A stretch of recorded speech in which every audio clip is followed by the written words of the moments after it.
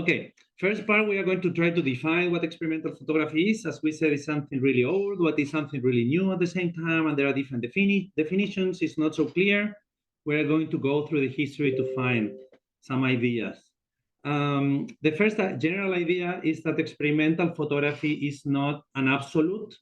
It's not something, for example, related with an aesthetic that you can say this is experimental or this is not. Experimental photography, from our point of view, is more an attitude of looking for new things. That means that it's relative. It's relative to the history, and also it's relative to your experience, to your individual experience. We don't want to create a canon, as we said on the manifest of the festival on 2020. We want to give you the opportunity to keep exploring on photography, being experimental, meaning on that sense, being relative of what you are doing. For example, if you are starting with cyanotype, but you are going further and you are learning and exploring, this is experimental for you. But maybe for someone else that has 20 years of experience, it's not, but he's going to be exploring other techniques. That is interesting because on traditional photography, they normally make critiques on experimental photography, and they say, but you are not experimental, or this is not, I mean, we are not making this kind of judgment. Please, the rest of the world, don't make judgments about our work, at least not from this traditional point of view, and try to understand what we are looking for. In the end, we are going to see on the definitions that is something that we are looking for. A group of people is looking for finding kind of the future of photography or different ways of checking and learning about different experiences of photography. Okay, we're in the class number 1. Welcome. The concept of experimental photography was there from the beginning. Even Talbot, on his text, he was writing a lot. He takes a lot of notes from 1820s. He used the word experimental because obviously he was a scientist. That means that the word experimental photography was there from the beginning, and it was really related directly with this idea of science, of research.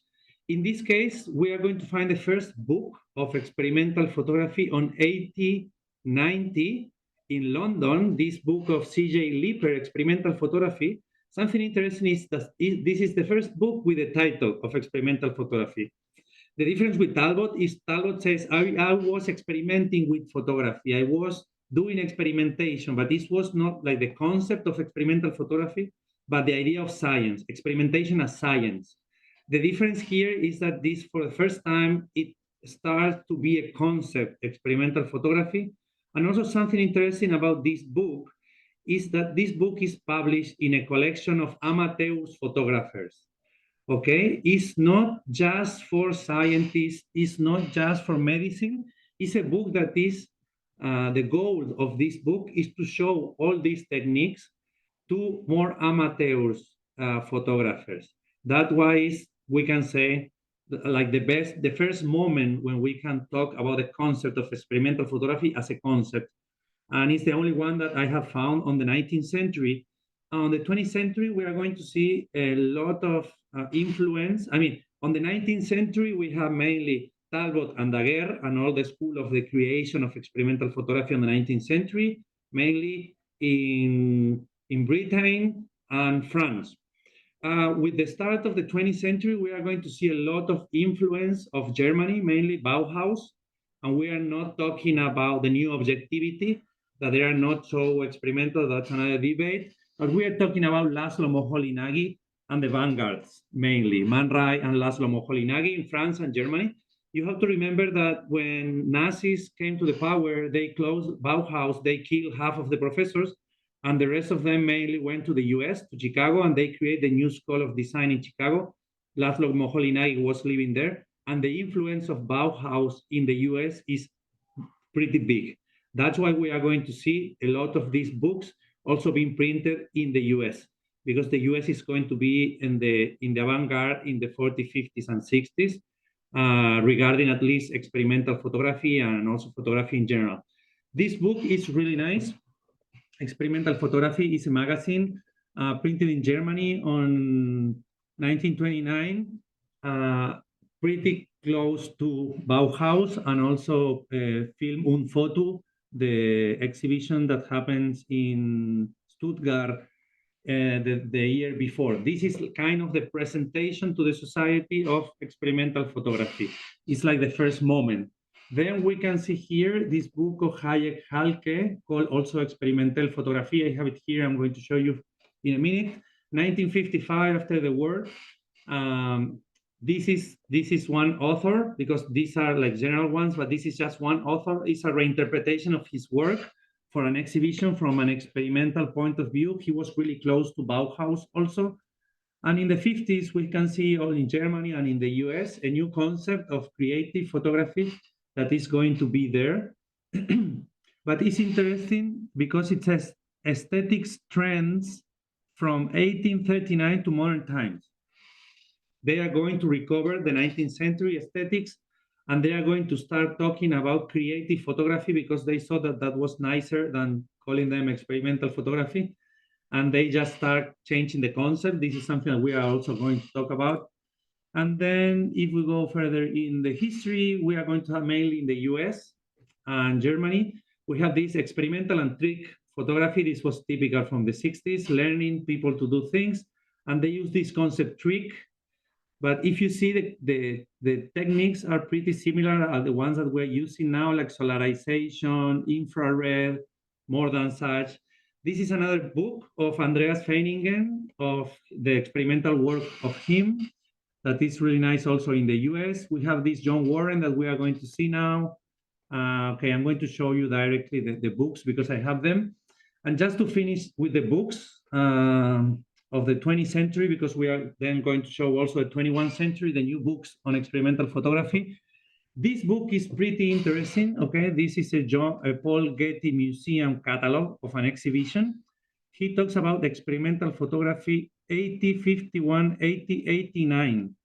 They are reinterpreting the history of the 19th century as experimental photography.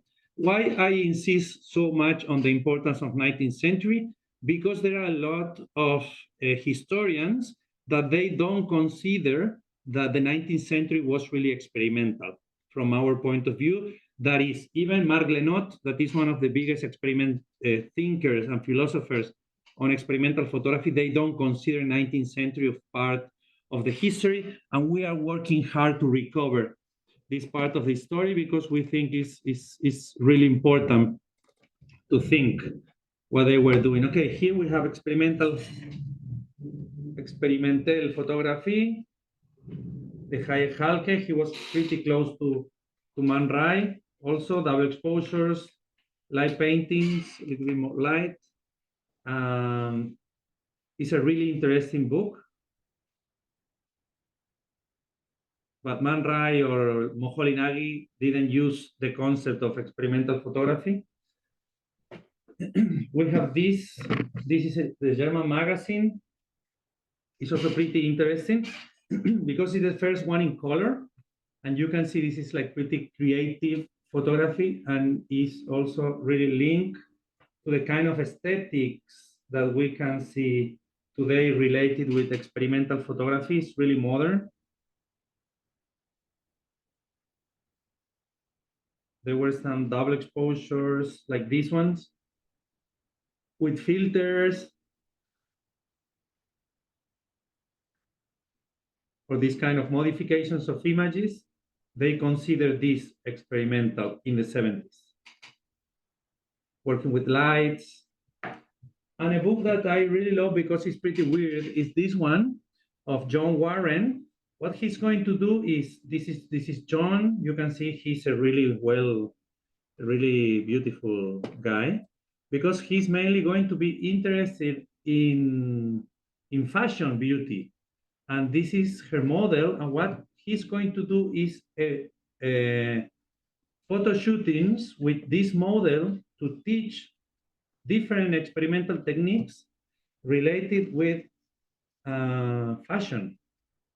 Nothing related with the 19th century or the more artistic, so to say, kind of things, or Moholy-Nagy or abstraction. I mean, this is interesting because it talks about something really wide and really open of experimental photography. We don't need to be close with our definitions or saying that this is not experimental. This is experimental too. This is solarization. Explain the technique. The book is pretty curious. I was pretty surprised when I opened the book. They sent me from the US.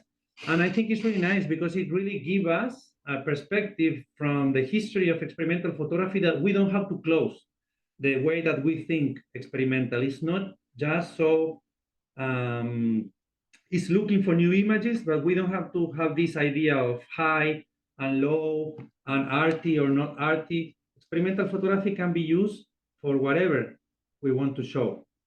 This is really interesting. When we go to the 20th century, on the 2000s, more people start working on the ideas of experimental photography, and we have this book. There is the English version. I mean, I have it here also. The Spanish one is sold out, but the English one, you can find them. It's a pretty good one because it's a handbook of techniques, and you can really learn a lot of different techniques. I think there were 20 or so from a practical point of view. This book really changed our mind with Laura when we start working with experimental photography, because we realized that experimental photography was something really broad. But this was 5 or 6 years ago, and here are just 20 techniques. Now we are working with more than 122 techniques. I mean, our mind is getting bigger and bigger, and new ideas and artists are coming. This is Marc Lenot's book, also published in 2017, Jouer contre les appareils. This book is just in French. It's a really nice one. Marc Lenot has a PhD of La Sorbonne, working with experimental photography. We are going to be back with his ideas. And then other books that are using the word experimental, for example, this book of Christina Zeta Anderson was published last year. She was doing a conference also for the festival, the presentation of this book, and it's really nice. But if you see the content, there are mainly all of the techniques of the classical books on alternative photography, but it's kind of a reinterpretation from a more experimental point of view. But the content is pretty similar. I think here the hand of the editor has also worked for her to use this experimental darkroom and not using the term, for example, creative darkroom, because the techniques are more or less the same. And finally, I want to show you a book that I have found. This is Jeffrey Batchen. He's a specialist in camera-less photography. He has a couple of exhibitions that are really amazing. He makes a reinterpretation of the work of Talbot from an experimental point of view that I think is like the way to close the circle and to understand that really 19th century was part of experimental photography. We are going to be back to him, but you can see the images are pretty amazing, but they are not final images. They are part of this process to find the way to fixing the images.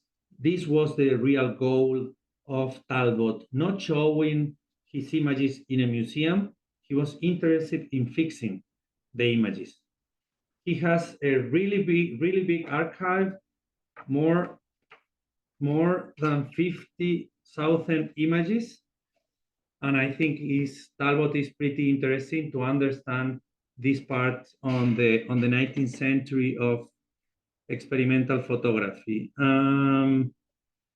Okay, these were the books. Just for you to have an idea how the concept of experimental photography has been created in different moments. If we try to make a definition of what experimental photography is, it's not so easy, as I already said. For example, if you look on Wikipedia, if you try to find an easy definition, there are no entrants on Wikipedia of experimental photography. We have to do that. But if you look on Google, they link to abstract photography, and they say that abstract photography is related to experimental photography or is a part of experimental photography. But we know that that is not true. I mean, not all experimental photography is abstract, and abstract photography is not necessarily experimental. They are related, but not so clearly. If you look, for example, in the British Encyclopedia, that used to be a really good encyclopedia in the 90s. They have the online version. It talks a little bit when it talks with the history of photography. They talks about experimentation, but they directly link to the avant-garde and Moholy Nagy. This is something that you are going to find almost everywhere. They are talking about that. If you go to the webpage of beyondphotography.com, that used to be a really interesting webpage to talk about this subject. On her history of experimental photography, a blog, they talk about a little bit about the 19th century, but they easily go fast to the avant-garde. That's why there is kind of disputes and debates if 19th century is part of not. For us, for sure, it is, and we're based mainly on Batchen and also in another text that we're not going to be talking today of Jerry Welsman, 1967, that he talks about the three different moments of experimental photography. He debates pre-visualization and post-visualization, and he talks about the three major waves of experimental photography, and he talks from one side to Talbot and Daguerre at the beginning. Then he talks about the Stieglitz and pictorialism as part of experimental photography, and then he talks about Man Ray. And this text is written on 1967, just 1 year before May 68. He's just going to see, he's almost there to see the experimental photography in the 80s. But from these different conceptual proposals, now we know clearly that the 19th century must be put on the history of experimental photography. And there is another interesting book, is this one. I mean, there are different versions. It's Walter Benjamin's. This one is called About Photography. Normally, there are different books. This one is good. I mean, there are also the English version, but they make a compilation of all the reflection of Benjamin about photography and not just the brief history of photography. I mean, because Benjamin has different aspects of photography, not just some of the text, and these kind of compilations are good. In a text called A Small History of Photography, Walter Benjamin talks about the context of the avant-garde and the First World War, and he talks about like the end of this 19th century photography, when photography was really close and linked with this political and scientific interest. Photography was helping, so to say, the scientists and the politicians to show the reality when we don't have this need to show the reality. Benjamin said exactly, photography became creative. We can see again this concept of creative photography that is going to be linked also to experimental photography. We are going to see it now. And he put there between brackets the concept of creative photography. If we go to Marc Lenot's work, if we keep jumping on the history, he's going to be talking about the 60s, mainly contemporary art.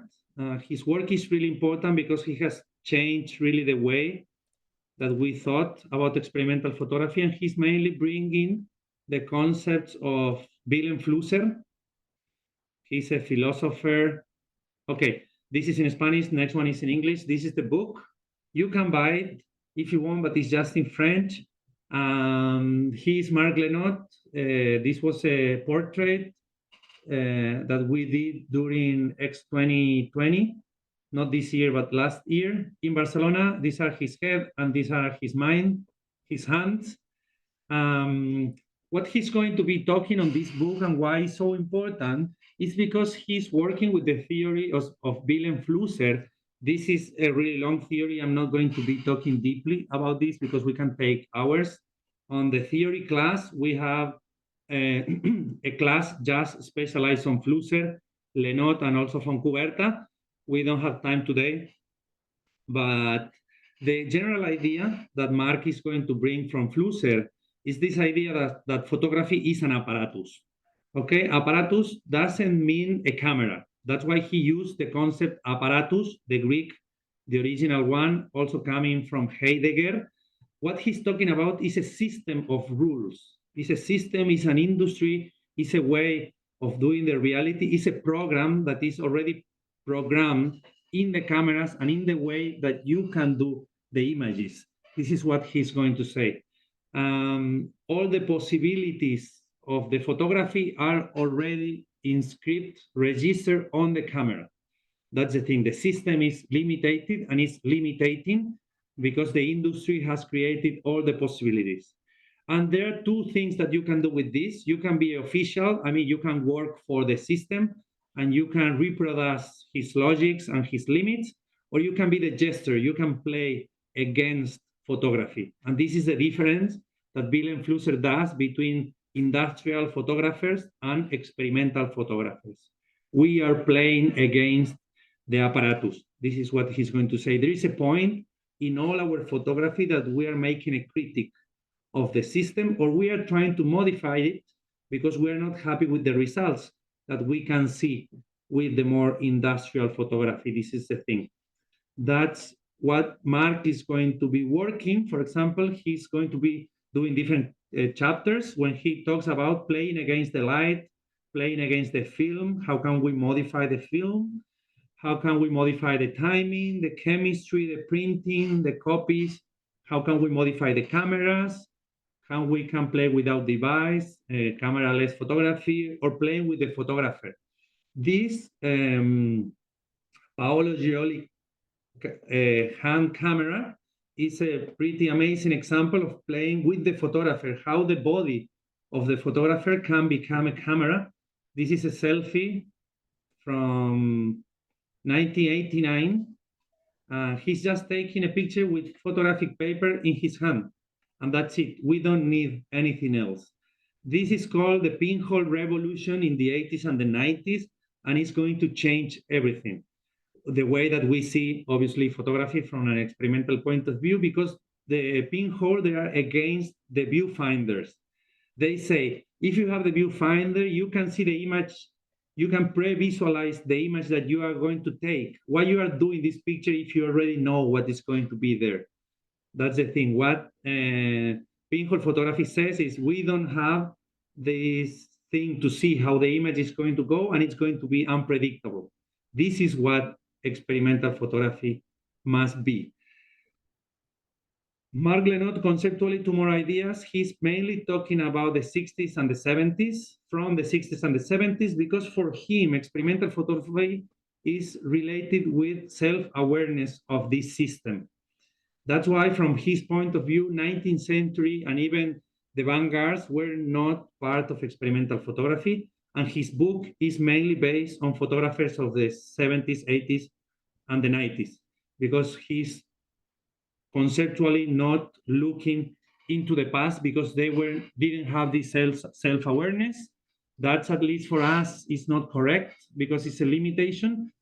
But this book has really good things and also these kind of things that we don't like so much because he's just taking out all the 19th century from the history. And a concept that is interesting from his proposal, and this is a pretty French kind of thinking, and there are different points of view about this. He says that experimental photography, the boom of experimental photography, is related with digital photography, with the born of digital photography. He said exactly, digital photography frees analog photography from the representation of day-to-day life and give way to abstraction, to experimentation. This was exactly the same that we're saying between the relationship between painter and photography at the end of the 19th century. It's exactly the same, that abstraction in painter start because photography took out the obligation to painter to be realistic. At least I'm not pretty happy with this concept because this is a pretty French way of seeing things, and there are different analysts that say that this is not exactly correct, but it's interesting to have at least this general idea that there are a dialogue between digital, analog, experimental, between painter and the rest of the different arts. This is, as a concept, at least for me, is pretty useful and pretty interesting. Okay, next thing we are going to see the relationship between experimental, contemporary photography, creative, alternative, and historical. But I want to make a pause 1 minute. If you have any question or idea, you want to debate, something that is weird for you, something that is nice.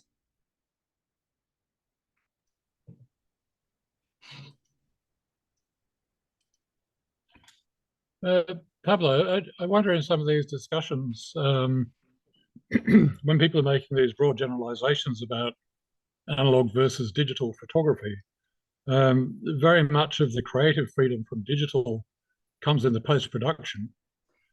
And of course, you can originate in analog and scan into digital and do exactly the same kind of post-production processes.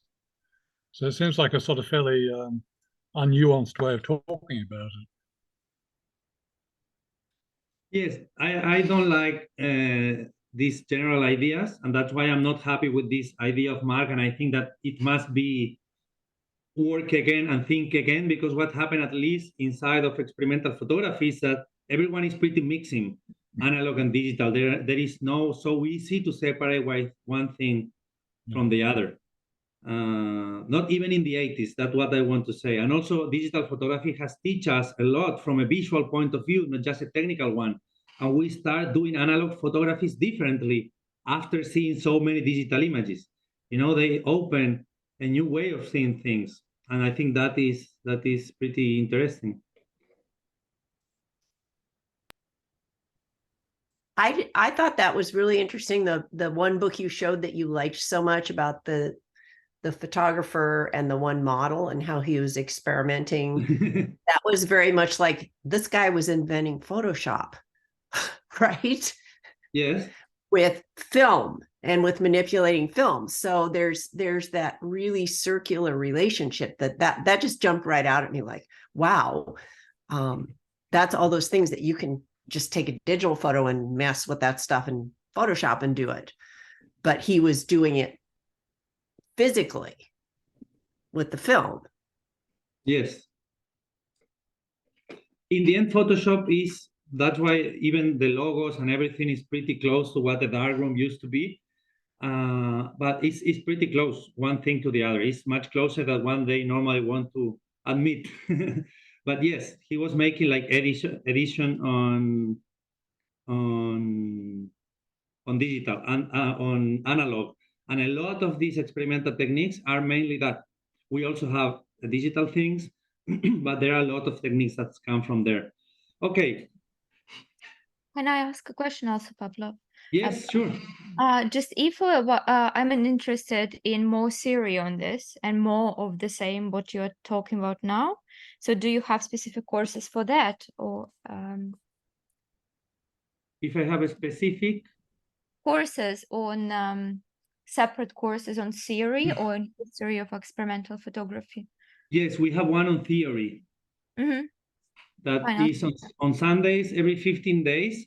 Check our webpage. You can see it there. Craig is there. I mean, we're 5 or 6 students.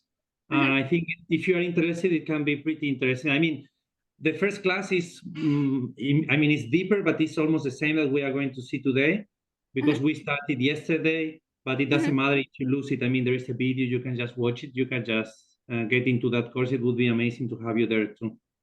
Thank you so much. Okay, general ideas. We can found these families of concepts: contemporary photography, creative, alternative, historical. You can see the same techniques more or less everywhere. This name has changed. Basically, what changed here, this book of Christopher James is really amazing. If you're really interested on the techniques and you have 140 euros, this is like the Bible, okay? Christopher James is really amazing. And then here you have books of contemporary photography, creative photography, but they also teach you 70 techniques. There are different books talking more or less the same. The bigger difference between creative photography and experimental photography is that creative photography is not questioning the system. They are looking for different angles, different ways of seeing, but they are not questioning the system. That's kind of the difference. This concept of contemporary photography, at least for me, makes no sense and is not useful from an historical point of view, because everything done after 1955 must be considered contemporary art, and contemporary photography. It makes no sense to talk today about contemporary photography because it's all the photography that it is being doing now. I mean, for me, it's a really confusing concept.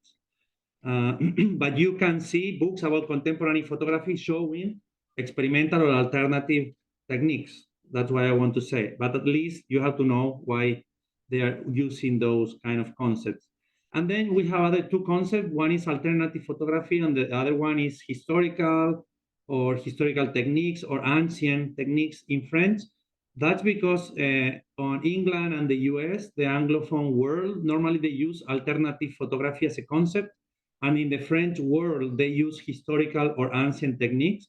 They are mainly talking about 19th century printing techniques. Even if you go to Wikipedia and check the definition of alternative photography, they say that there are process of copies of the 19th century. I mean, just printing technique. That is a part of experimental photography, as we are going to see today, because experimental photography comes from the beginning. As Mark Lenot says, from the modification of cameras, all of that techniques are not part of these alternative or historical techniques because they are mainly, as we said, these 19th century techniques. But in the middle, there are a lot of curious books and things and ideas. For example, we have this book that is Creative and Experimental Photography. Don't buy this book, from John Humphrey. This is mainly digital. All of this is mainly digital.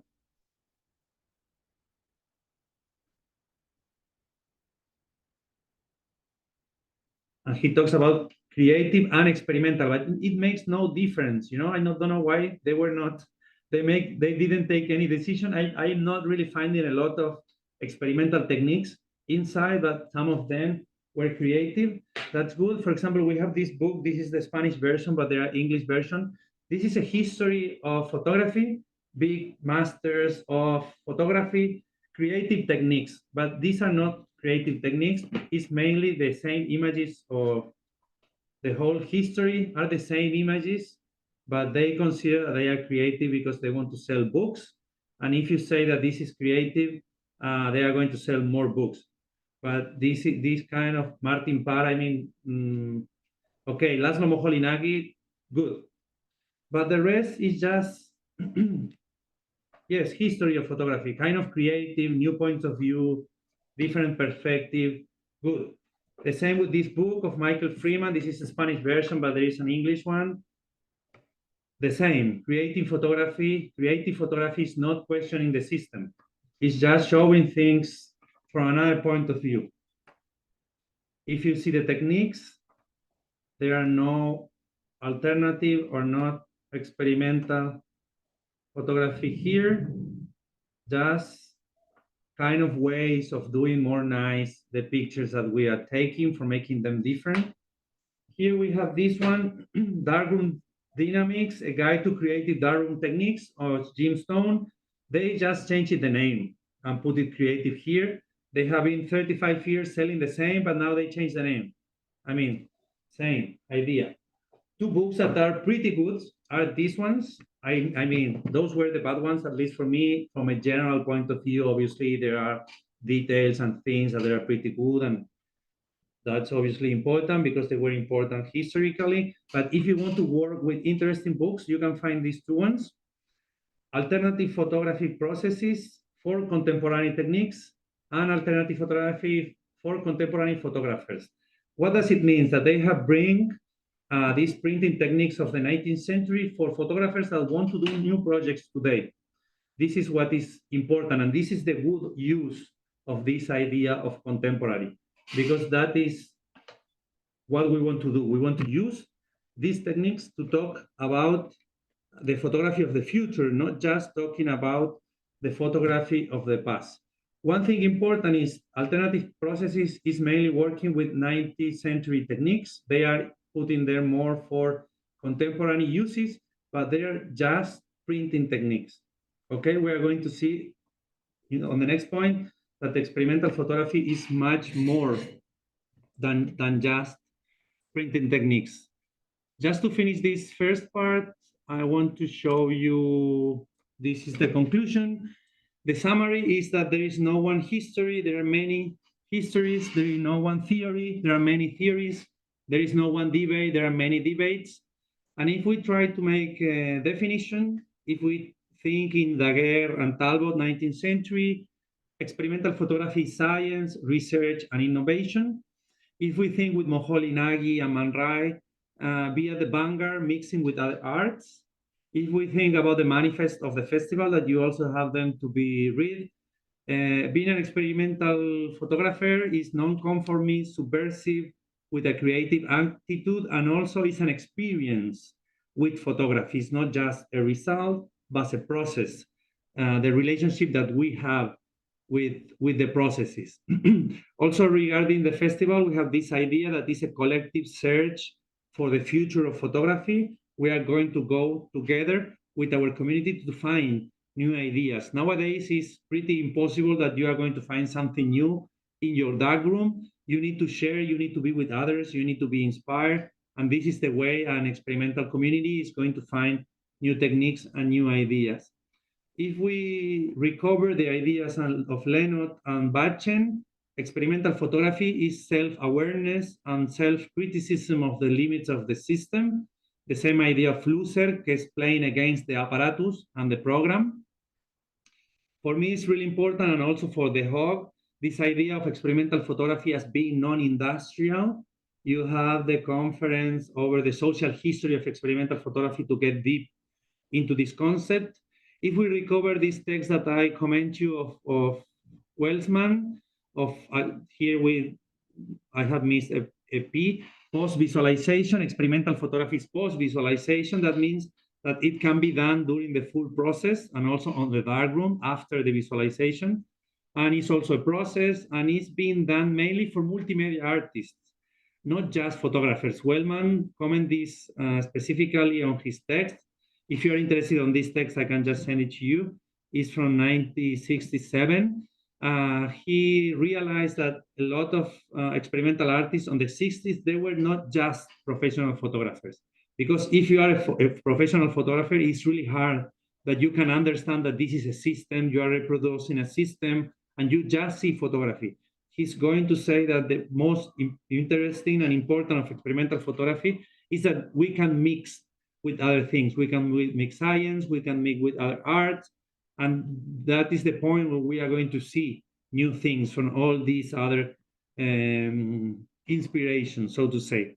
If we follow Carvalho, she's a theorist from Brazil that we have published an article on a catalog of the festival.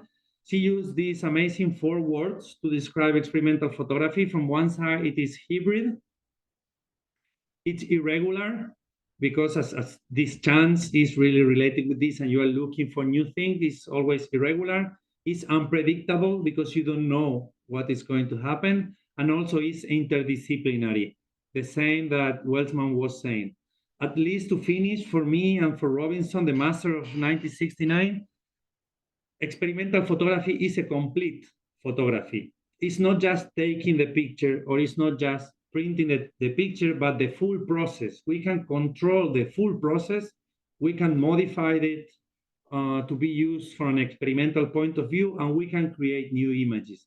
That means working from modifying the lens, the film, the copy, the camera, thinking before, but also thinking after. Also, when the moment when we make the picture, the development, the printing, all these parts of the process can be used from an experimental point of view. And now I have a question, and what is experimental photography from you?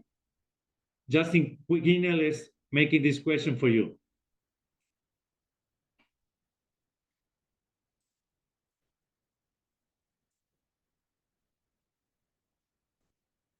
I hope Craig is not laughing with the same joke than yesterday, but now we have 2 or 3, 5 minutes to comment. I don't know, what do you think about, not about Justin Quignell, but about this resume, these ideas of experimental photography? If you find something else that you want to comment, something special, something different.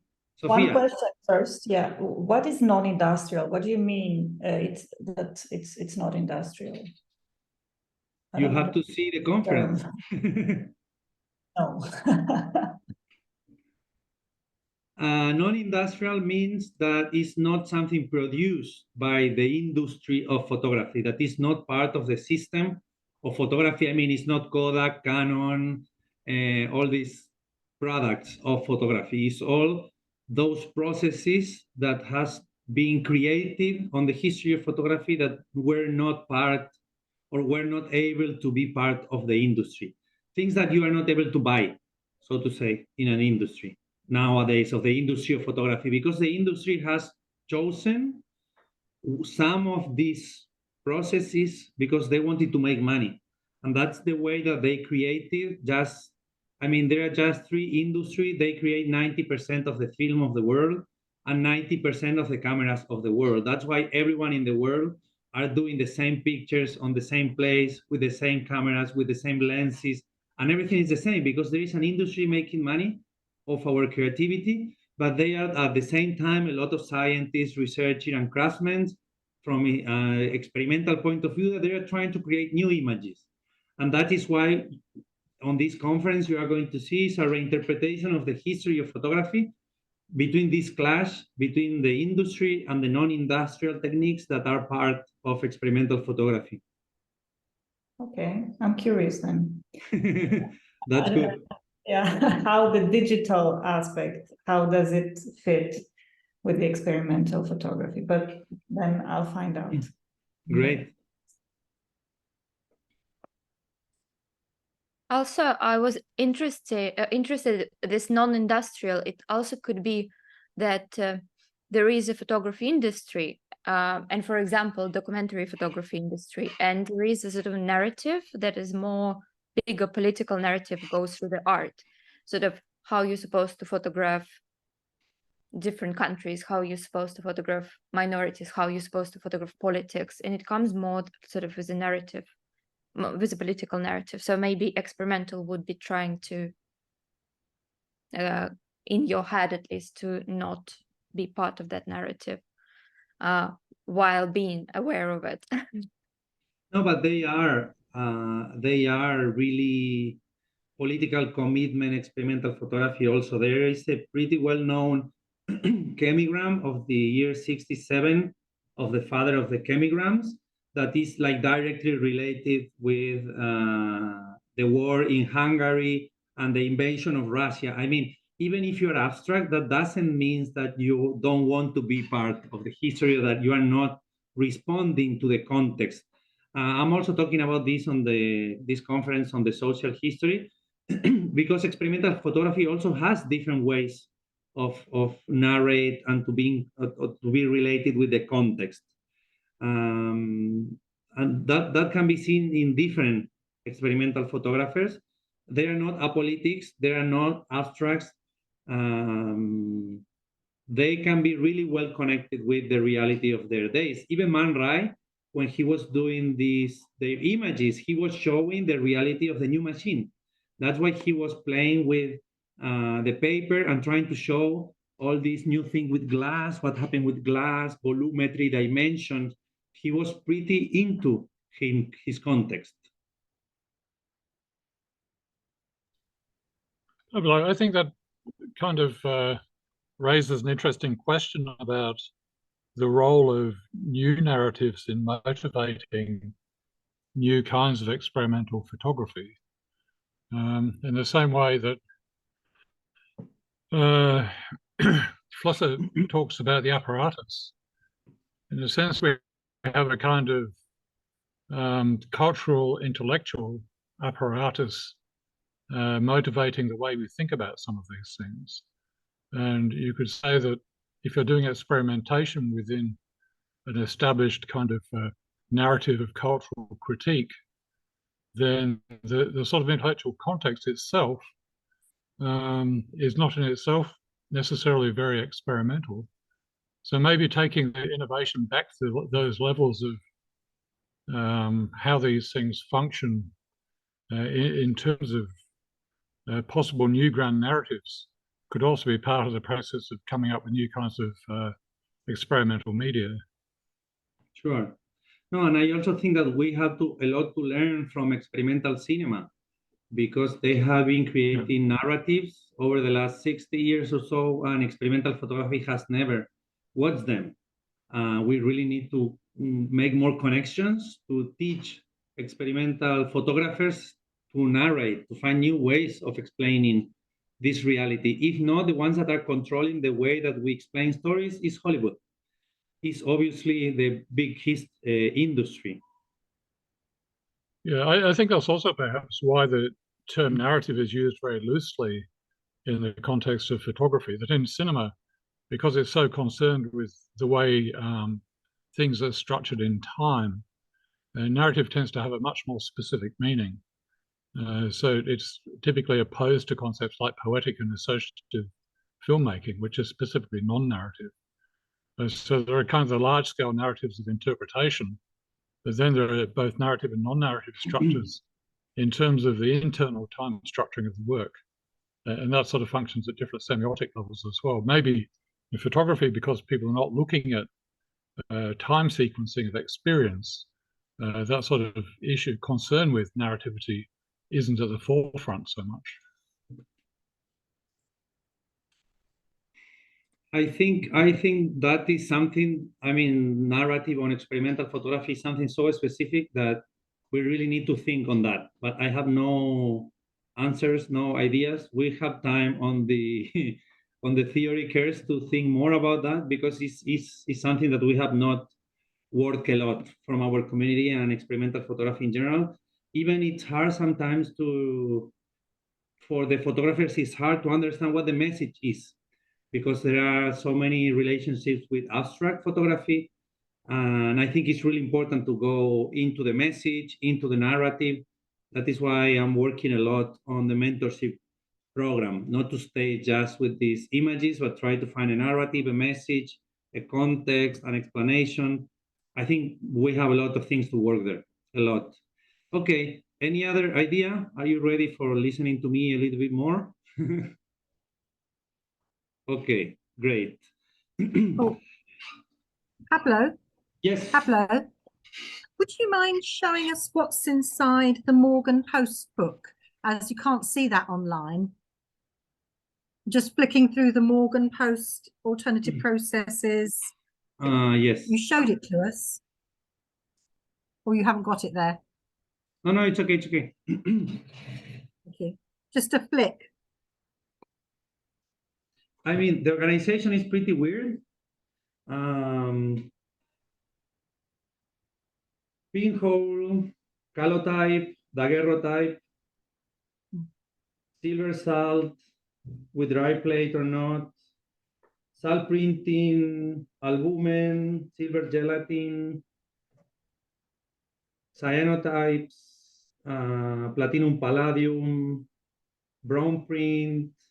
It has a small reflection of different techniques, but are mainly the same. And then calotypes, daguerreotypes again, wet plate collodion, gelatin dry plate, and then he starts all over again. I don't know why, and he talks again about the same techniques. I think because he's like giving like the ways of doing it, but I don't know why it separate one thing from the other. But it's mainly those. Obviously, it has other things of more digital things or so, but it's mainly, at least I was not able to find something special, but it's a good and modern one. But I didn't get exactly the reason to buy it. I mean, I just buy everything because I have to study them, but I would not recommend you to buy it. I think this one of Jill Enfield is better, or the one of Christina. At least for me, it's clearer and it's better.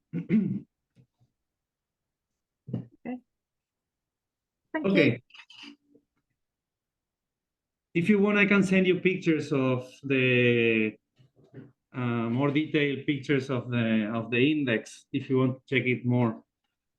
Just So ask me. I must admit, I have got lots of books. So. I think you don't need it. You don't really need it. Okay. Okay. And yes.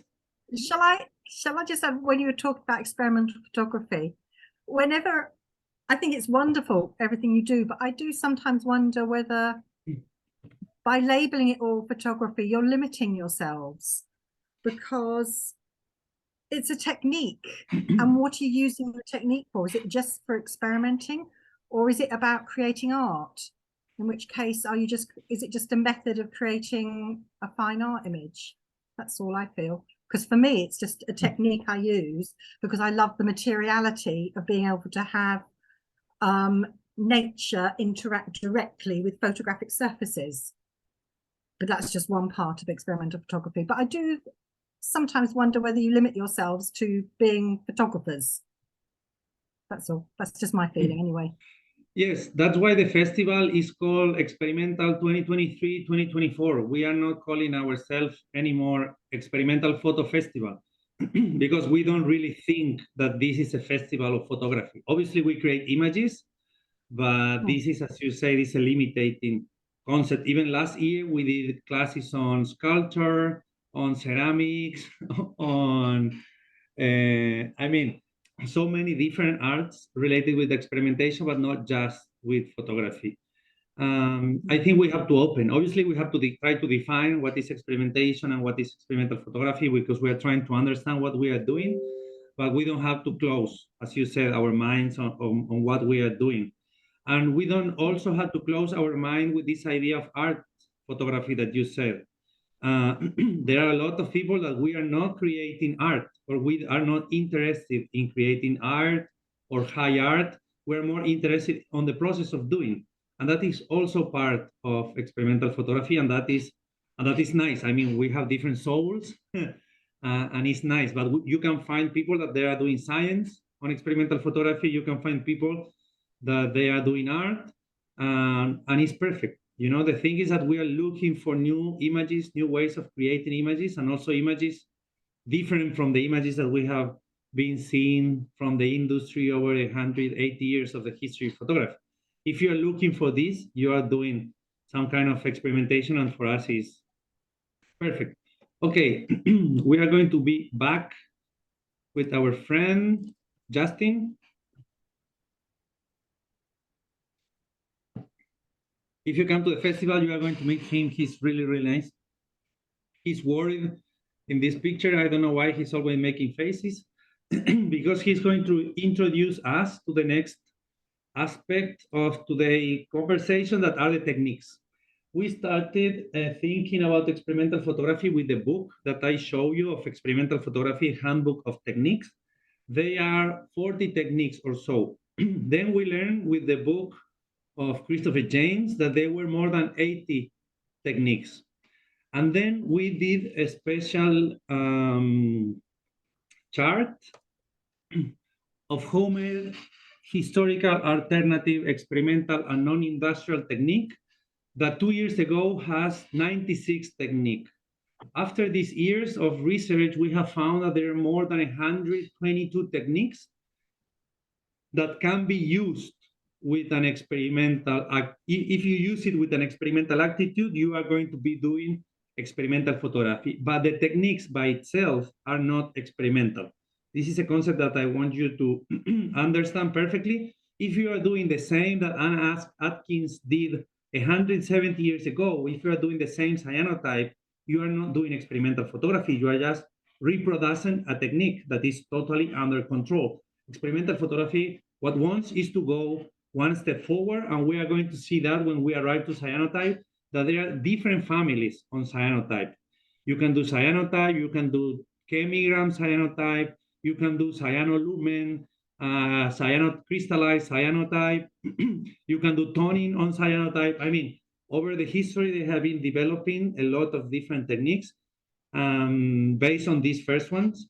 And this is important. We need to use these techniques, learn them to create something new, not to repeat. Obviously, we need to repeat at the beginning to learn them, and then we need to be free enough for mixing them and creating new techniques. What we are going to see on this chart, there are a lot of words, is to separate 7 different moments of experimental photography. Okay, 7 different moments where you can find things related with experimental photography. The first one is camera-less photography.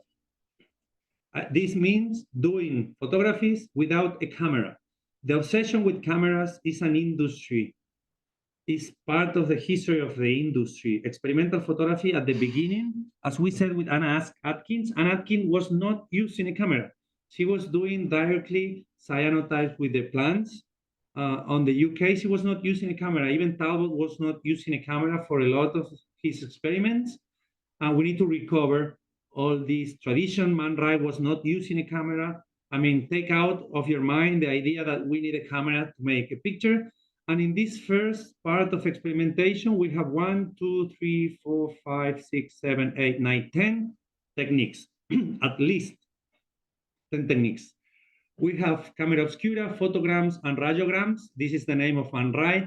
What you are going to see here, because you are going to receive this, I'm going to finish this in a couple of weeks, and I'm going to send it to all our community, and you are going to have access.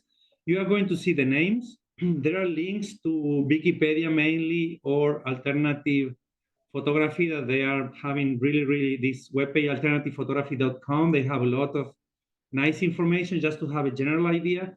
And then I put all the bibliography if you want to make more research about these things that I will have them. And then I put some example of artists that we know, artists of the festival. Obviously, this is a really long working process, but we are trying to put everything in here just to understand how to read it. For example, in this case, we have chemigrams that this was invented in 1956, but then someone invented chemilumens, and then someone like Annette Golas did cyanotype chemigrams. I mean, from one technique, this idea of mixing techniques is creating new techniques. The same happens with lumen prints. You can do cyanolumens and phytograms and other things. The same happened with luminograms. There are rhythmography, heliopainter, luminogram, I mean, different things, watergrams, Kirlian. This is like the first step. This is what I want you to understand. The first step is working without a camera. I'm going to show you now. Give me a second. What is Kirlian photography? Just for you to know, just to see one example, then we are going to see more images. This is a Kirlian photography, is mainly with electricity. What they are doing is they are putting electricity, and this electricity is generating light and energy, and this energy is being printed on the photographic paper, but they are not using cameras. They are using electricity mainly. This is a really interesting camera-less photography technique to understand how this camera-less photography can work. Okay, the next level of experimentation is the second one. The second big family of modification is the modification and creation of cameras, lenses, and filters. Industry is selling us one camera, but we can create our cameras, modify them, blah, blah, blah. There are a lot of things. A big family here is pinhole solarigraphy and analemas. We are going to see them. They are mainly done with beer can cameras, and they are pretty related one with the other. Pinhole solarigraphy, SolariSwap, is a way of doing solarigraphy, it's a new technique. Solarigraphy has been invented just 23 years ago on 2020 by two scientists and artists between Poland and Spain to understand the movement of the sun. And analemas is like the next level, okay? But you can also make scanography, you can create cameras with scanners. Lomography has also modified and create new cameras. You can do internal mask, creative filters. If you go to the course on creative photography, you are going to see these ideas. Then we have stereo photography, anaglyph, and stereo plotter, slit scan, and strip photography. Here you can see also different representatives of these techniques. Panoramics, astrophotography, stroboscope, rapatronic shutter, time lapse, time slide, multi-flash, cubist photography. I want to show you one of these just for you to know what we call cubist photography. This is really a long exposure, and what this guy does is to flash the image in different contexts with different perspectives of the flash, and he's creating this kind of cubist kind of images. This is also something new. It's not cubist from 1920s, but modern kind of reinterpretation.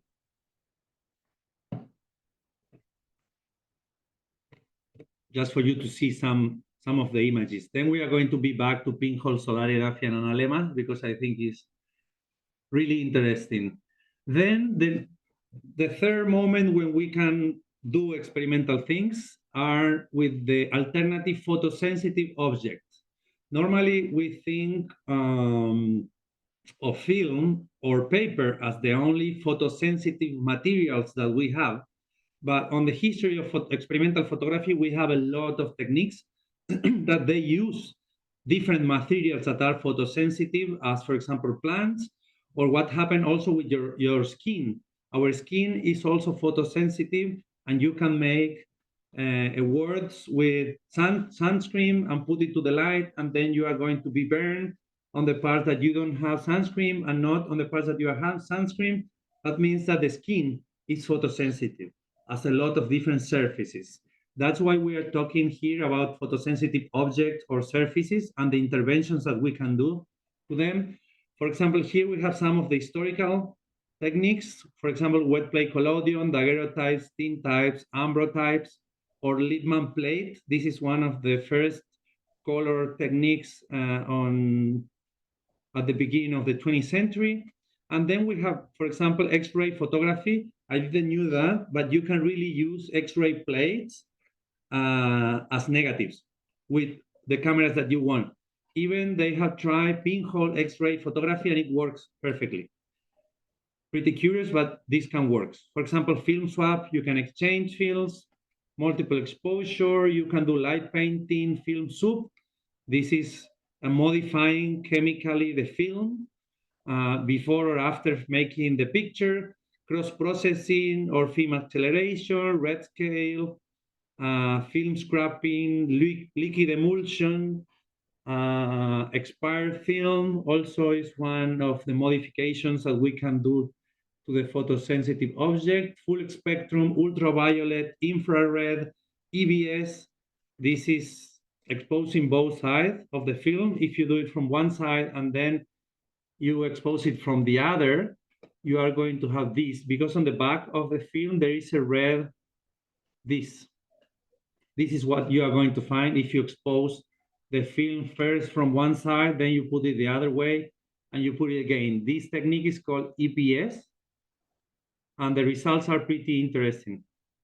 I mean, there are double exposures from one side because you are doing double exposure, but then you have this red, that is the red filter that the negative has on the other side. Just to show you kind of images, this is a modification of the negative, okay? And then we have this new technique created by Annette Golas and John Beaver called cyanotype direct negative in camera or cyanonegative photography, depending on the author. And these other two new techniques of John Beaver, he's an artist of the festival, ephemeral process or new resinotype. This is like the fourth part that we can modify, that these are the photosensitive objects, okay?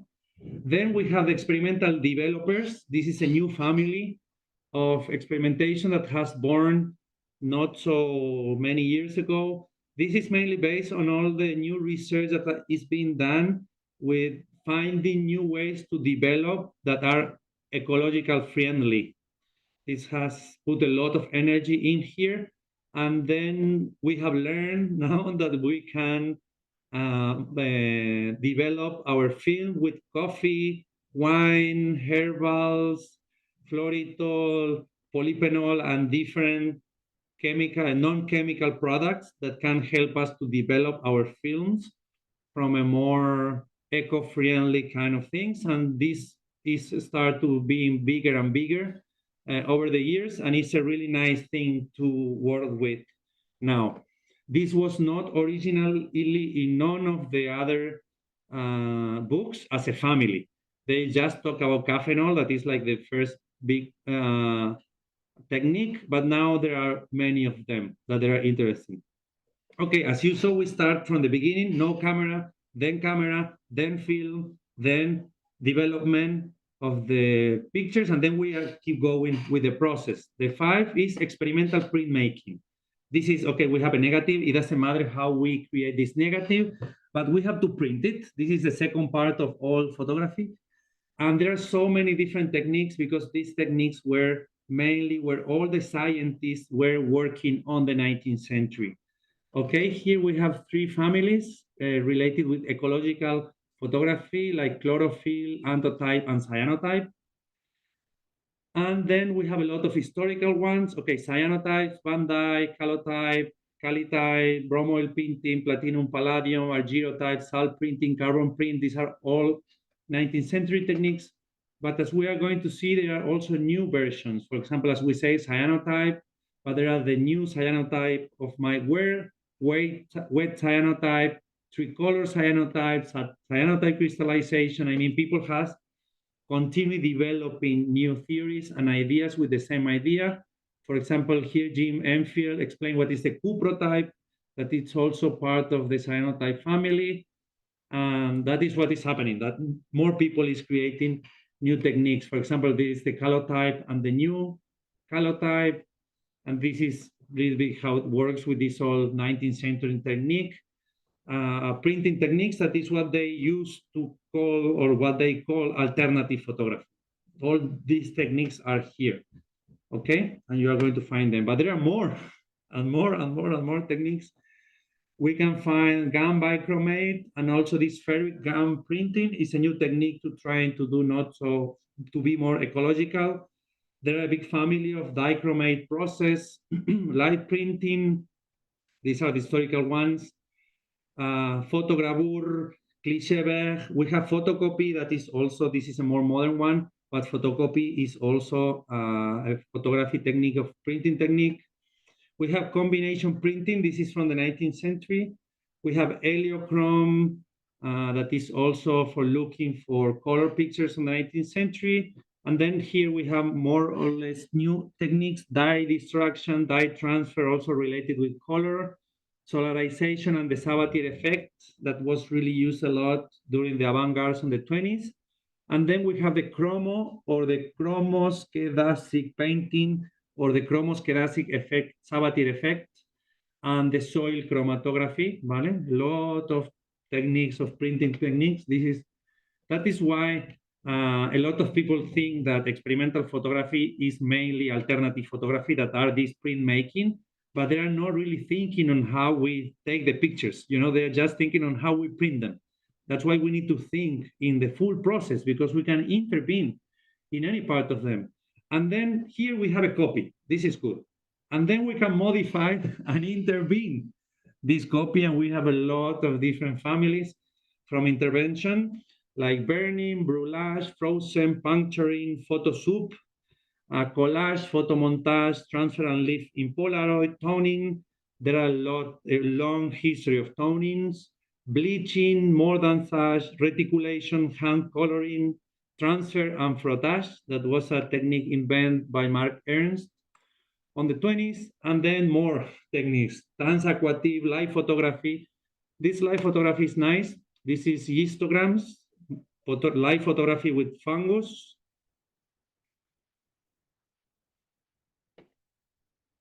I have asked her like 5 times to come to the festival. As you can imagine, I was not successful on my request. She's really nice, but she was not wanted to come to the festival, or she don't want to explain the technique, or she's not really well to talk with other people. That's why I think is the thing. But you can make live pictures. If you soak your pictures, for example, on seawater has a lot of fungus and also salt, and it's going to modify this copy, okay? And you can also do sculptural photography, found photography, photo embroidery, mixed photography. I mean, all of these are the techniques that we can do when we have a copy, then we can modify it. The more clear ones and the more well-known are photomontage and collage, but there are so many things that we can do when we have a copy. And finally, the last family is the smaller one, because we have to learn a lot from them, is the digital experimentation. Obviously, we don't know a lot about them, and we have to learn more. We have digital collage, editing, manipulation, post-production. We have laser scanning with LIDAR. We have invention of images with artificial intelligence. We have photogrammetry, videogrammetry, stereophotogrammetry, photoclinometry. Okay, a lot of different techniques that we have to learn. But digital things are creating really, really nice things. I always love to show this Chirac Jindal project. We have a conference with him open in our YouTube channel if you want to see him explaining this project. Okay, what he's doing is with the LIDAR radar. He found that in Australia there were a lot of caves, and he was using this LIDAR radar. If you have €1,000, you can buy him a copy. He's using this radar to make these pictures, literally these images of these caves with a radar. This is the most important of digital photography because they can show us things that we are not able to see. Digital photography is not taking picture with your mobile phone, makes no sense. Digital revolutionary or experimental digital photography is this, using the technology to see things that our eyes are not able to see.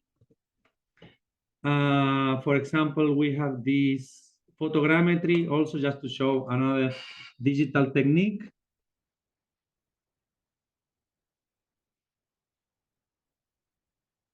Is this creation of images in 3D.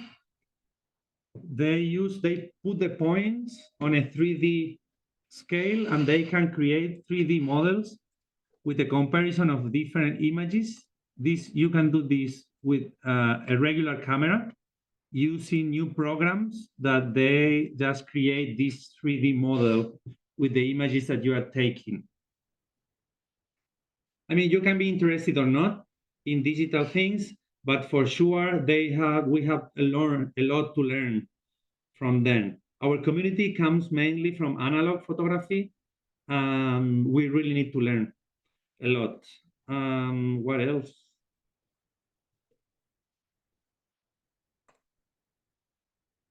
As I said, these techniques, if we use these techniques and we just repeat the techniques, we are not being experimental, but we can use this technique for being experimental. And also the last concept is these techniques can be mixed. Okay, because we can use, for example, we can do a camera-less photography, and then we can soup it, and then we can print it in gold, and then we can make a collage. I mean, the same picture can be intervened, modified, and experiment on all of the different levels. That's why sometimes it's so hard to understand how one image was created. And this is the bibliography. It's pretty long. For sure, after listening to me 1 hour and a half now, you have this face. For sure, you are tired, but we have half an hour more to see some images. Now we have 5 minutes to debate or to talk, whatever, if you find something new or you want to make some exchange. And then we are going to see some images because we have talked a lot about theory, but we really need to start having some clues on how to interpret the images. If not, we just see images and we don't understand how the process are. And I just want to drink some water.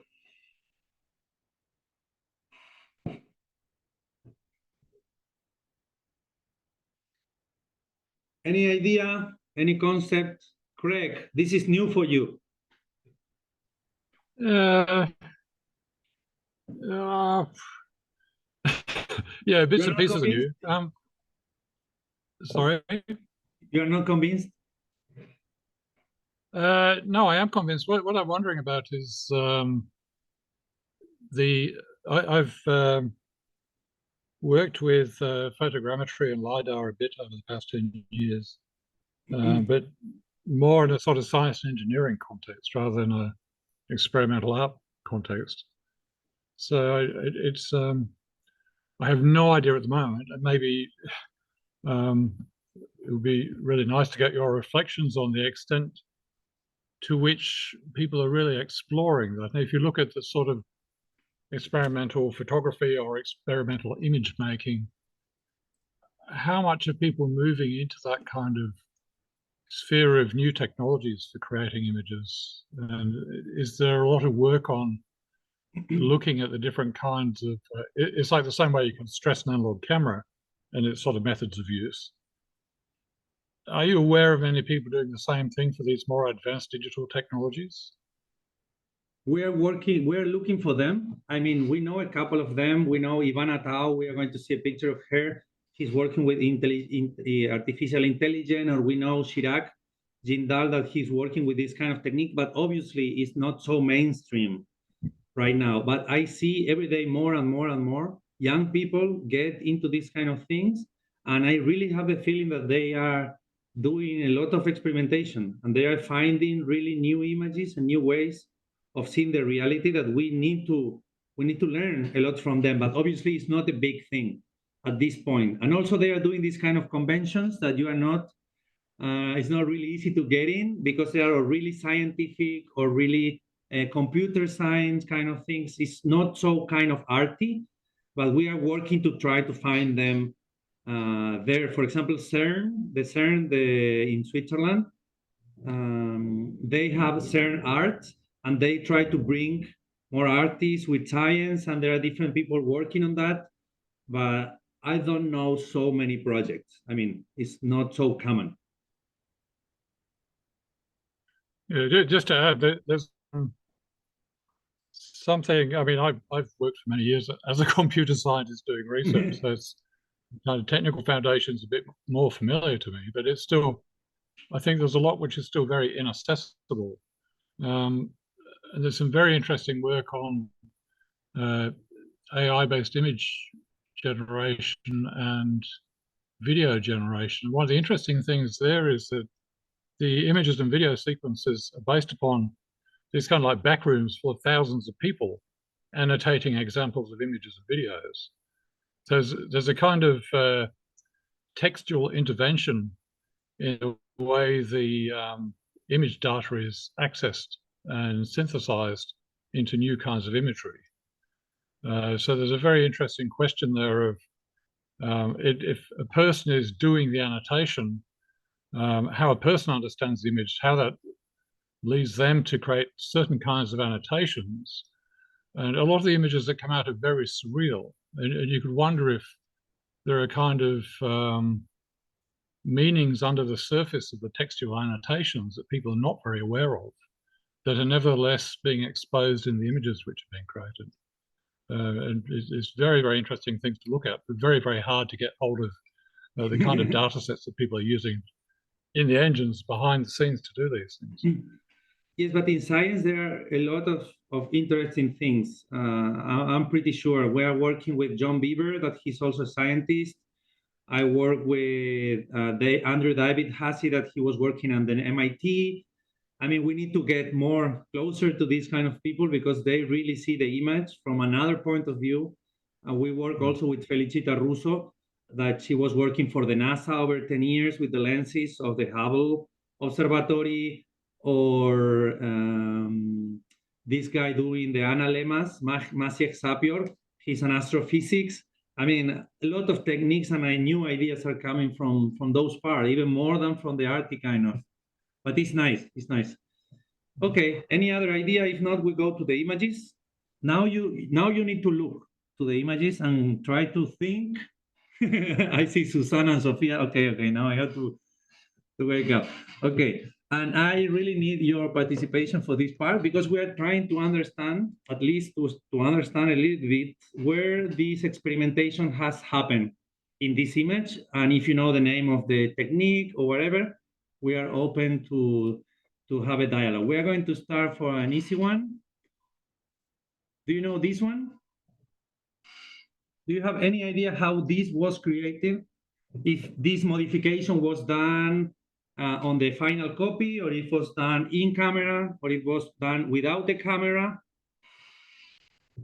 If you know this one, Peony, don't this say is it. done without a camera, right? Yes. And I don't know if it's wet plate. It has something to, like, you just have a plate or a piece of paper. I'm not exactly sure the technique. It's a piece of paper, but it's not a plate. It was invented in 1956. It's a chemigram, I know they are. And I love the way he can get such marvelous shapes just from developer and fixer on photographic paper done in daylight as well. It's pretty amazing. It was nice, Laura, that you realized that there are no camera here, because there are none.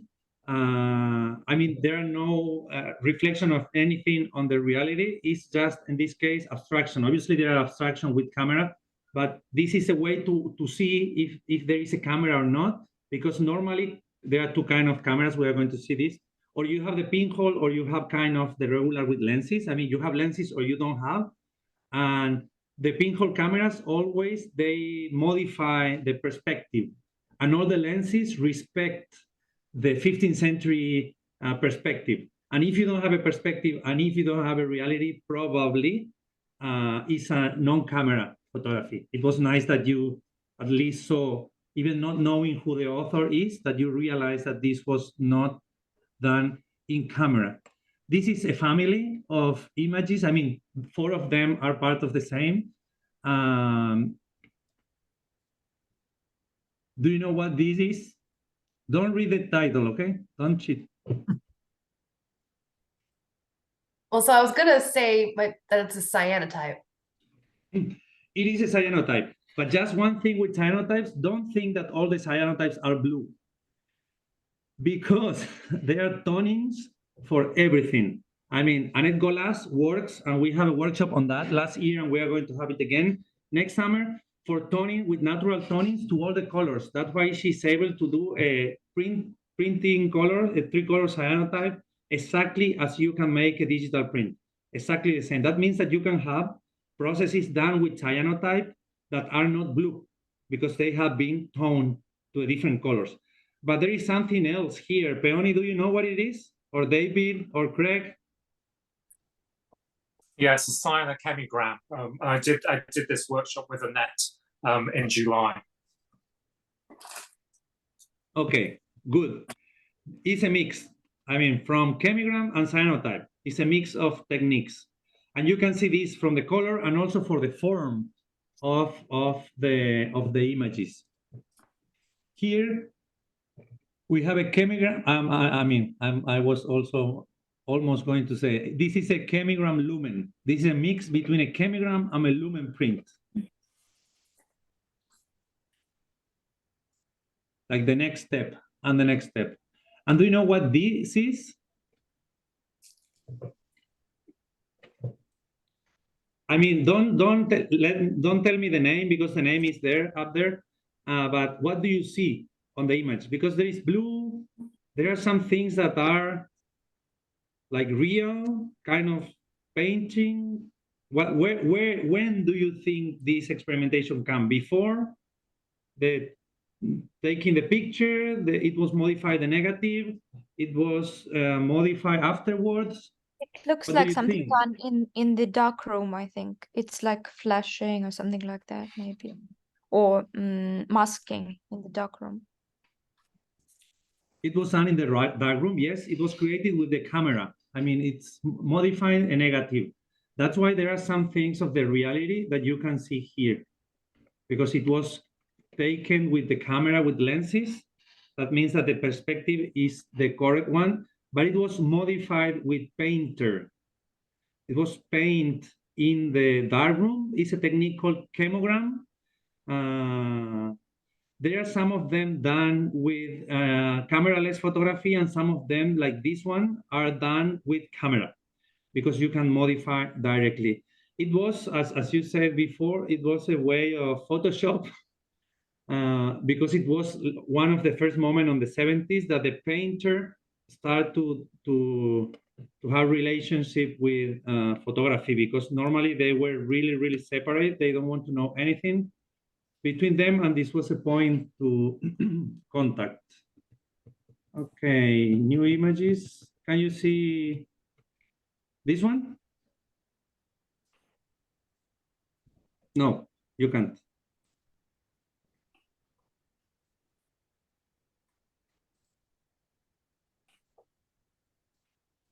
Can you see this one? Okay, don't say Peony what it is, or Davey if you know. Someone else?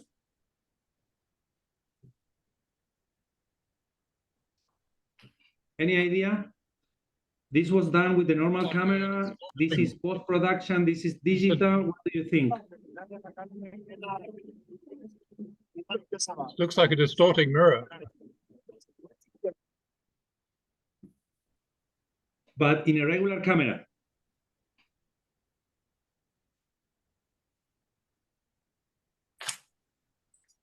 Maybe the lens has been modified. Yes. I mean, it's not a regular lens. It's a pinhole one. Pinhole is always modifying the perspective, and even more when you are using the beer can cameras. That is the most normal thing using pinhole. It's modified even more, but it's allowed to have a more open perspective when you are using these beer cans because they are circular. And that's it. This is a 720 degrees camera of a portrait of Justin Kinnell. Okay, this is a camera created just for this process. This is an example of creating of a new camera. You are always going to see this for the perspective. Don't think that pinhole cameras are always black and white, because there are also color pinhole. Okay. What is this?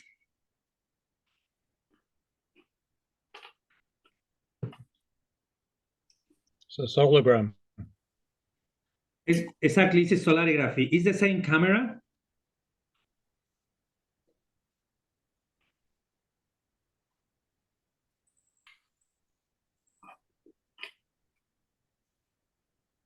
Anyone has any idea how these solarographies are done?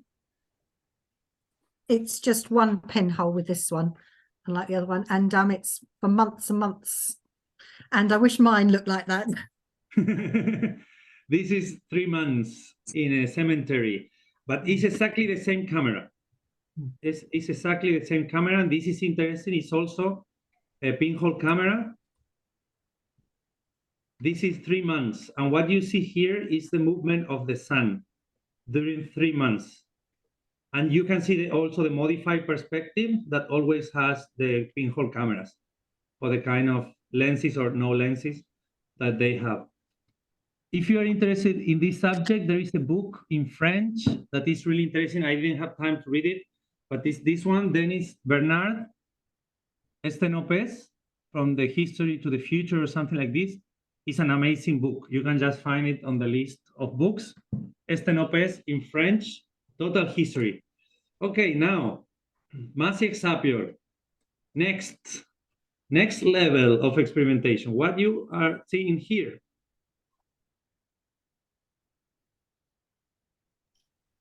That looks like the orbital track of a geostationary satellite. It's a satellite, but not the satellite that you are thinking. Space station. Any idea of the name of this technique? Laura? Almost there? Okay. Peony? Is that I can't pronounce it, Analemaias? It's a solar analemma, yes. And the satellite that you are seeing, Craig, is the sun. This is a picture taken by, it can be taken with the same camera, but these astrophysics, they create a new special camera for not having so much distortion. And this is an electronic pinhole with an electronic shutter that just open 5 minutes every day during a full year at 12 noon. This is the movement of the sun in 367 days. Amazing. Technically it's the same than this, but this you can see 1 day, 2 days, 3 days, 4 days, 5 days, 6 days. This is the movement. This is time. If you really think this is a 2D image, but you have a movie here because you have time. This is how it goes to summer or from winter to summer because the movement of the sun is changing. Here is the same. Here you have time in 2 dimensions. This is a writing of the path of the sun, 5 minutes in 365 days.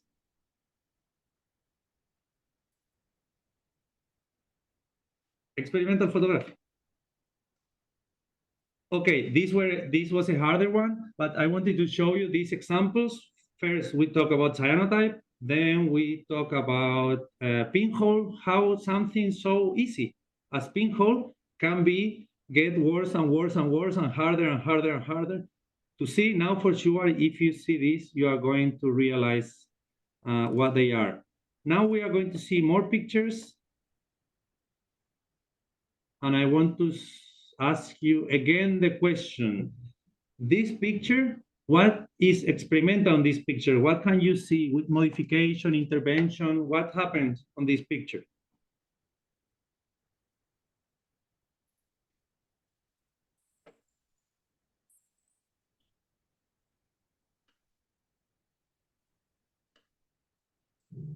No clues? It's an easy one.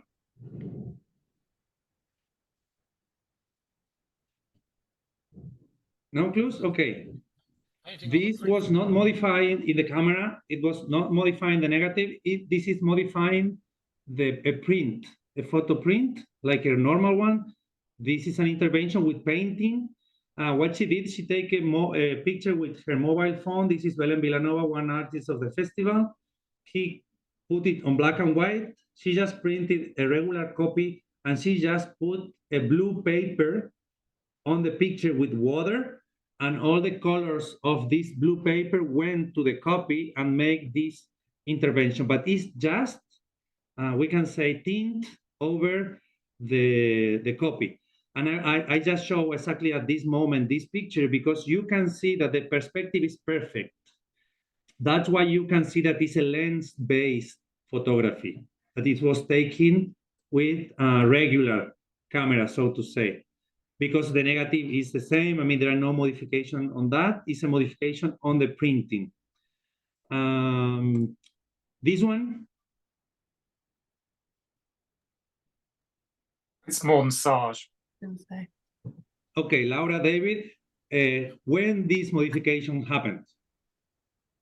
So this is after you've printed your black and white image, you then put it through a chemical process which lifts the image off the print. So it bleaches it and then distorts it. It's exactly the same than here, but here you are adding colors, pigments, external pigments, and here you are just lifting the pigment that the negative has and modifying it with the water. You said black and white copy, but this is a Lena Morton, More Than Such in color. Okay, More Than Such can also be used in color photography. We had an amazing workshop with her last year. This one looks like a window. It's not.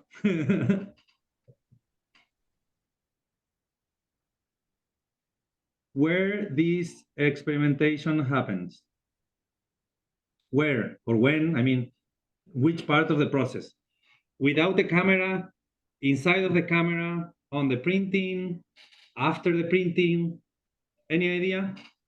I think it's flashing, with color in darkroom on the negative.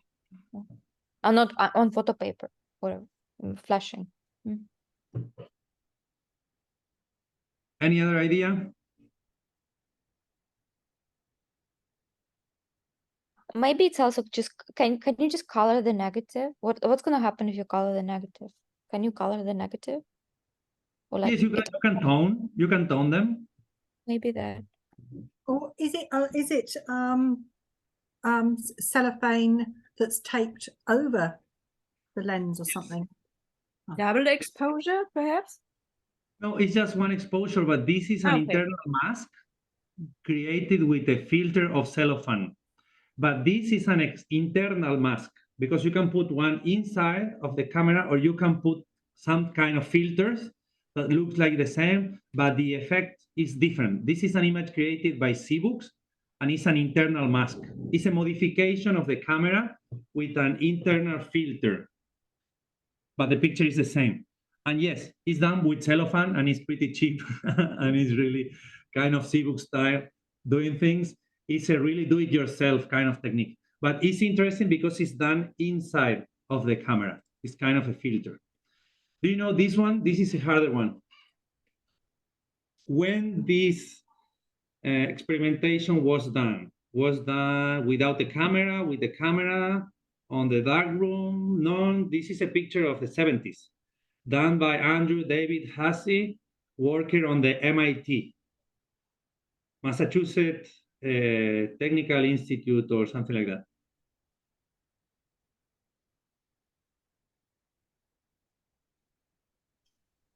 It looks like the world's most disturbing mullet.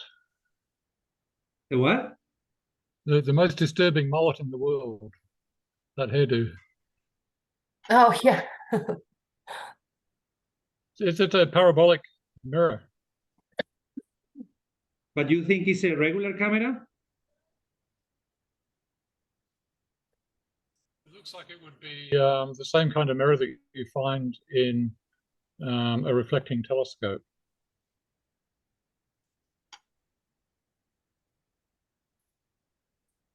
It's a conical camera and it's slit. He's really moving himself to do the picture, and the negative looks like this. This is really a positive of the copy. He really create a new camera to try to show the movement. He create this new camera, this new negative is not available in the industry. He create this new camera trying to think more on a cinematic and the movement of the thing. It's closer to scanography and slit photography. Okay, this is an easy one. These are also filters. These are also internal filters, because you can put a filter that allows you to get one part, then you make another picture and then allow another part. This is, I'm just going to show you, explain a couple of them because we're not going to go through them all. This is Polaroid collage. Do you know what is this?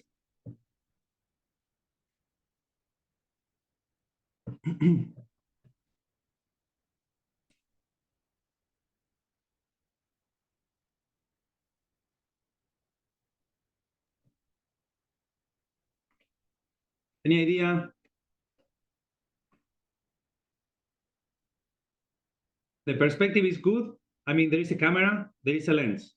It's a lens bay. It's not cameraless. It might be done in a camera. But do you think that this is regular film? Is that something like a wet collodion image or something? Yes, Something it's a really wet play cute. collodion or a tintype. That's the thing. Normally in tintypes and wet play collodion, you can see because the collodion is put, it's not perfectly put. And I mean, and it's really hard to control. You are going always to see here, these marks and everything. And also what is interesting from here is that this is a 19th century technique. I mean, it's not experimental, so to say, because it's just a reproduction of a technique, of an historical technique. But this technique has been used, for example, for doing, I'm going to write down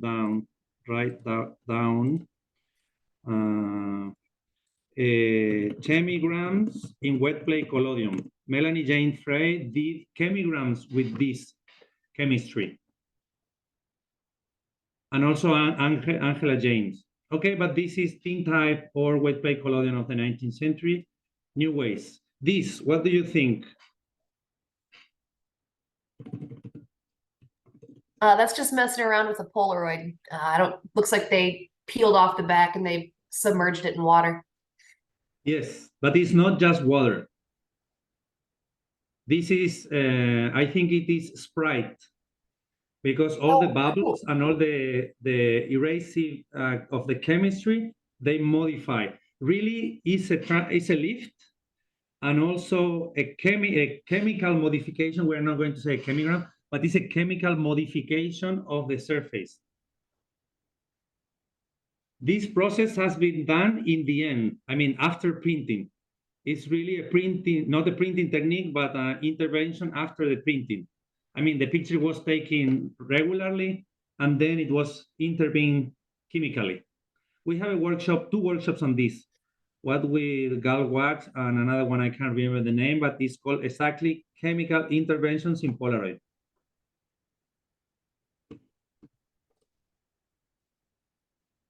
Okay, this is the same. This is what I told you of. This is a multiple exposure color pinhole photography. That pinhole is not always black and white. This one is the same. It's also chemical modification of Polaroid. This is cyanotype on glass. This is an easy one also. This is collage. This one, any clues, any ideas?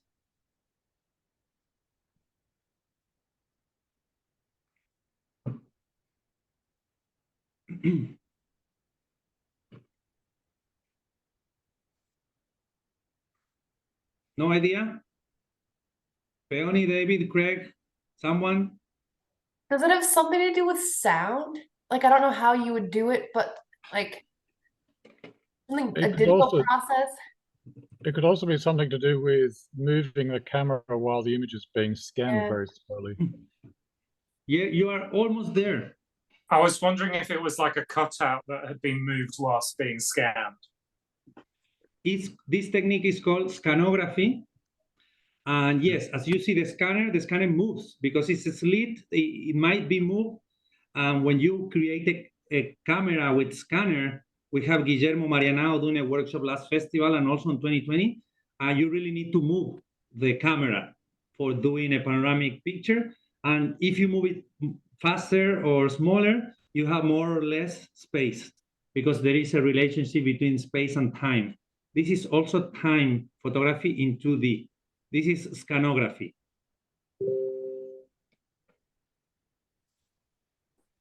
And this is, as we said, is a creation of a new camera. It's a digital image. Chemigrams. What is this? We can have a couple of more and we can just finish for today. But I think this exercise is nice for you also to start watching the pictures from another point of view, trying to understand when the experimentation is happening. Any idea? Is that film soup? It is film soup. When does it happen? When? In this process? In which point we make this intervention? It's not on the negative because it's a positive colorization. I can't remember if you do it before or after you take the photos. It doesn't matter. But what you are modifying technically is the negative. I mean, you can also do film soup copies. I mean, that you make the copy and then you soup it. But normally what we call film soup is that we are modifying the negative. You can do it before or after the copy. It makes not a lot of difference. But this is this kind of typical effect of film soup doing on the negative. We are modifying the photosensitive surface in this case. It was family number 3 or so. This is, I'm going to explain this one. This is liquid emulsion. What is good about liquid emulsion is that you can use to make 3D objects because you can really use to put them in different surfaces and then create objects. This is liquid emulsion. One thing that I want to say about liquid emulsion is that there are other liquid emulsion. This is silver gelatin liquid emulsion because cyanotype is also liquid emulsion. It's also liquid, okay? When they normally say liquid emulsion, it's important to say that is silver gelatin liquid emulsion. This is burning. This is putting paint, ink, as we said. This is freezing. All these modifications come at the end. This is a book of Belén Villanova. Do you know what this is?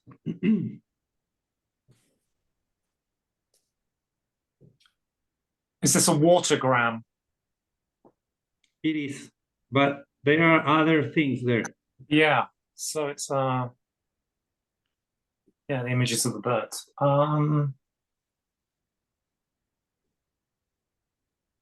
Multiple exposure. I mean, I don't know if they are even paying, if these things are even paying, but what is important to see here is first you have to do the watergram. You are doing it without a camera. You are putting water. You are putting your paper. You are making a flash.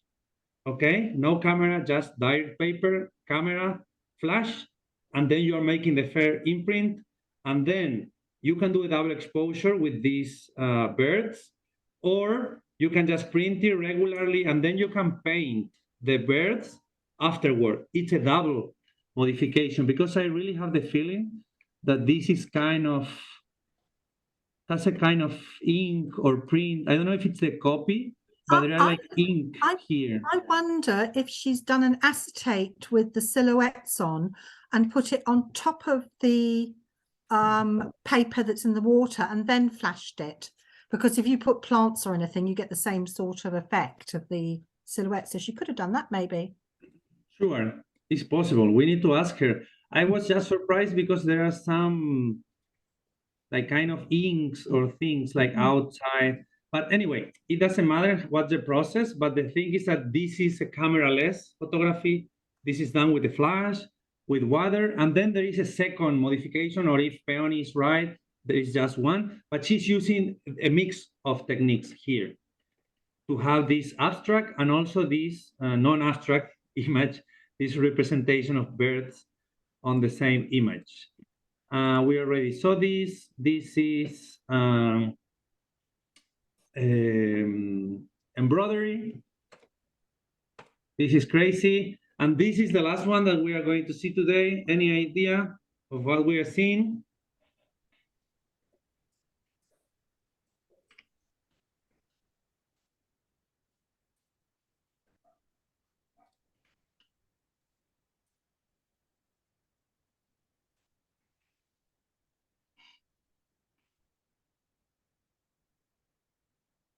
Okay, 1, 2, 3. Who is the first giving any idea?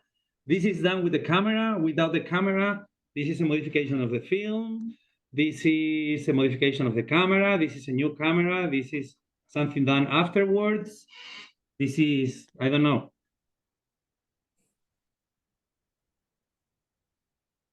Is there a camera? No?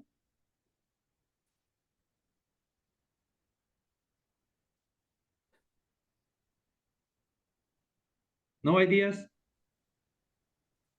I think Paris probably has it as some sort of AI image. Yes, exactly. There is no camera, or camera is a computer, depending on the way that you see it. But is that with artificial intelligence? This is an Ivona Tao image. She's mixing tons of images from the reality, and the algorithm is creating this new image. And then she's modifying the colors to having this kind of painterly texture.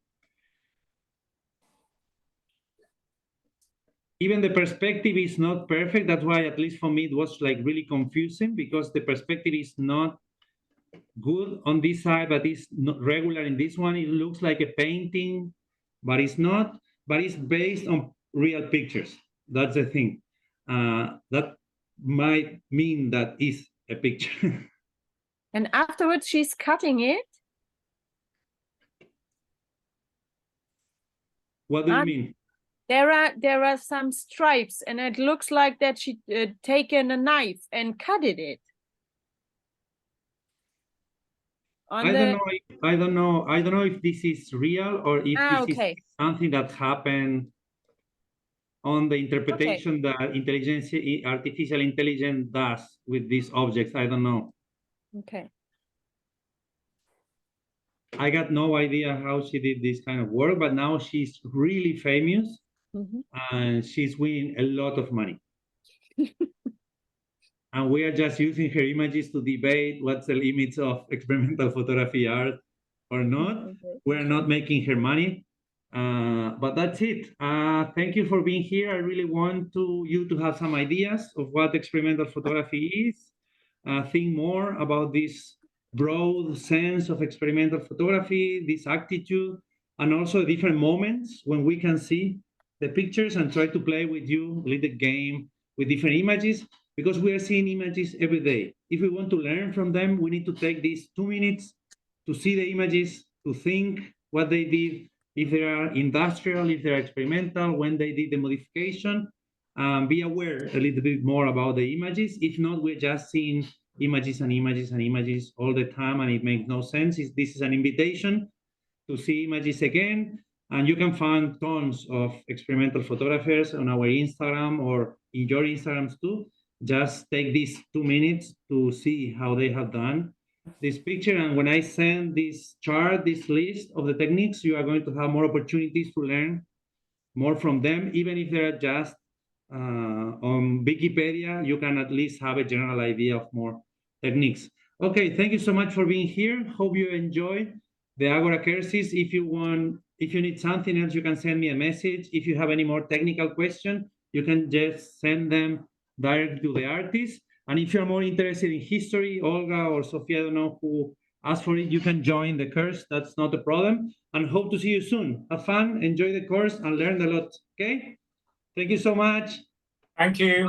Bye.